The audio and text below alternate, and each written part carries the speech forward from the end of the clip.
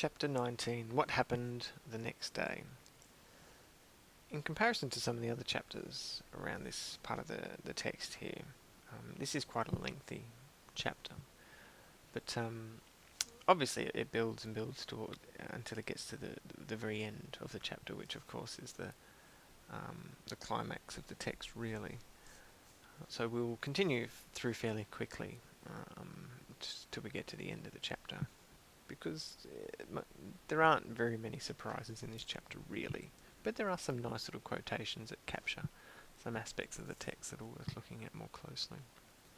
So the next day, Bruno's stressed about not being able to say goodbye to Shmuel, and this is a bit of a concern for him because he really does want to end the friendship on a high note, I suppose. And it's not so much the saying goodbye to Shmuel that he's looking forward to, but it's the adventure of going on the other side of the fence. You know, this secretive event that's going to occur between these two boys, which is something that Bruno's wanted to do from day one. Like, he's been encouraged by the adventures that he might have in this new place. And of course it's raining and he doesn't know if he's going to get there, and his lessons drag on and things become a little bit difficult for him to get excited about. And then of course it all happens. So he's trudging away, goes through there, and gets covered in mud on his way to the hole in the fence where he's going to meet Shmuel. And of course, he kind of takes everything in his stride at this point there.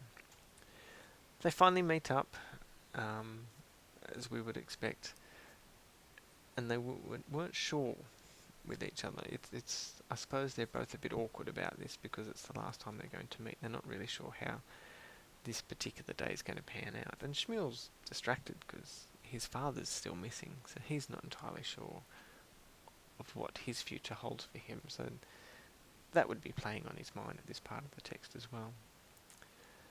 So the plan goes forward, and Shmuel passes the pile of clothes, the striped pyjamas, to Bruno under the fence. And of course Bruno needs to get changed at this point. And some interesting little exchanges here where Bruno's a bit shy. He's used to having his privacy, whereas I doubt Shmuel would have cared about anyone watching him get changed because he's so used to being around other people all the time. And he says, "Well, turn around," said Bruno, pointing at his friend as he stood there awkwardly. "I don't want you watching me." So it shows that he's got that bit of pride or self-respect that he doesn't want tarnished there. And of course, Bruno is so used to having things laundered and well presented and things like that, that these clothes that were washed probably only once a month or something like that absolutely stank and were stiff with the filth and dirt that had been embedded into the fibres, and he just wasn't used to this sort of treatment, I suppose. So it's lowering him.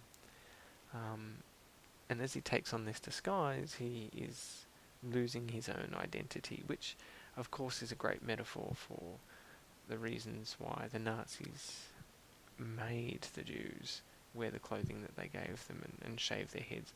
It was to strip them of their identities, and that's exactly what's happening to Bruno at this point. So they look at each other, and it's difficult to tell them apart really, except of course that Bruno is much better fed, and he's convincing really as a Jewish boy at this point here because of the disguise that he's in.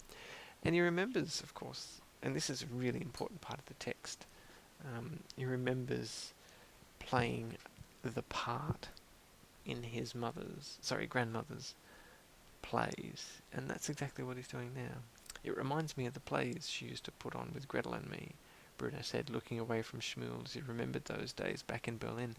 Part of the very few memories now that refuse to fade, because he's forgotten all his friends' names, but these memories still stand strong.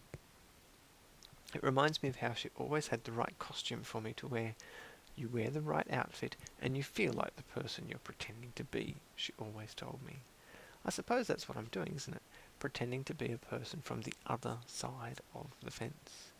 And this captures such a great concept, because as soon as we can put ourselves in somebody else's shoes, as soon as we can empathise with other people, we start to see the world from their point of view.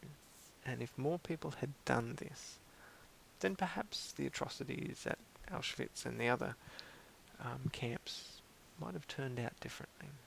And this is a very childish thing to do, this sort of play, this dress up, but it could have been a very positive thing for some of the older members of our population to go ahead and do as well. And of course, Bruno has to completely change his appearance to match his new identity, and the final stage of that is removing of his shoes and going around barefoot. And while it seems a little odd at first, he actually starts to enjoy the feeling of doing that and the mud squelching between his toes. And once they've all sort of gotten themselves sorted and they're about to get underway on their journey, we have this awkward moment between them. And this quote captures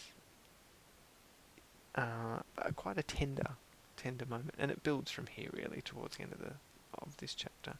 Shmuel smiled too, and the two boys stood awkwardly together for a moment, unaccustomed to being on the same side of the fence.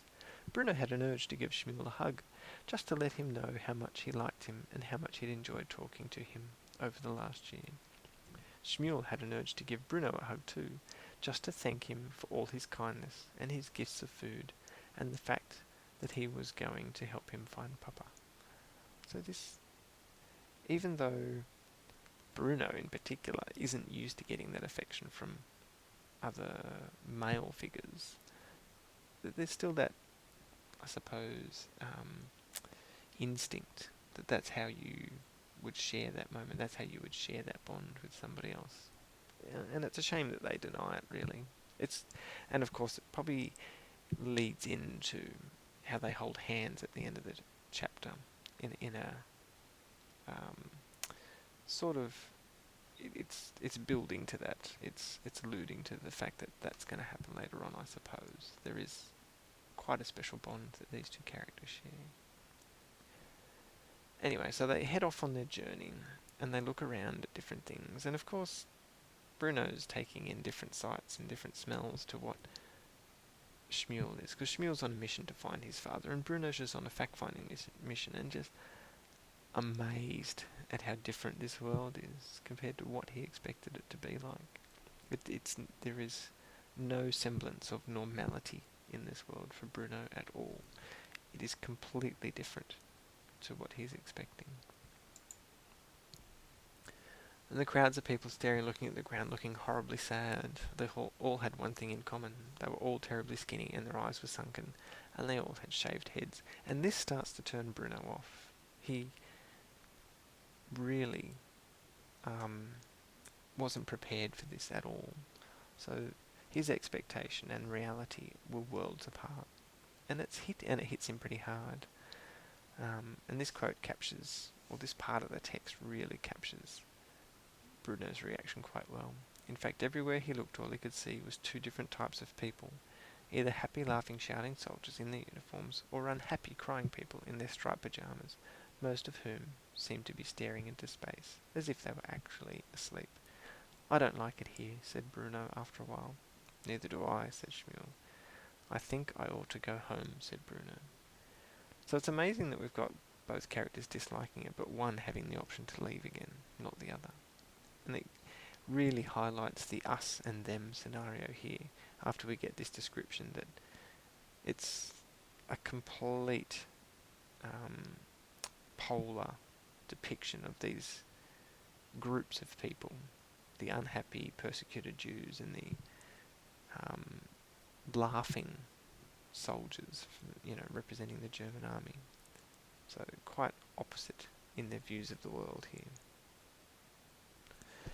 And it continues. They look around for evidence, trying to find any indication or any sign of Shmuel's father, but of course they don't. And the weather is quite ominous in this text. So we've kind of got this indication that the looming weather is also somewhat prophetic, I suppose.